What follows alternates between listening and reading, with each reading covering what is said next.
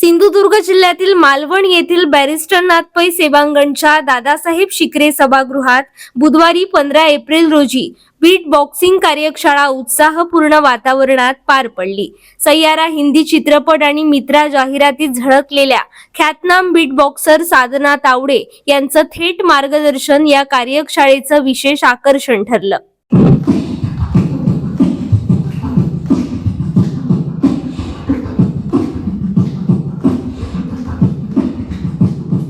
या प्रसंगी प्रमुख पाहुणे म्हणून प्राध्यापक डॉक्टर सुमेधा नाईक, साने गुरुजी वाचन मंदिराच्या कार्याध्यक्ष डॉक्टर ज्योती तोरसकर, सेवांगणचे कोषाध्यक्ष शैलेश खांडाळेकर, कार्यवाह लक्ष्मीकांत खोबरेकर, व्यवस्थापक संजय आचरेकर आदी उपस्थित होते।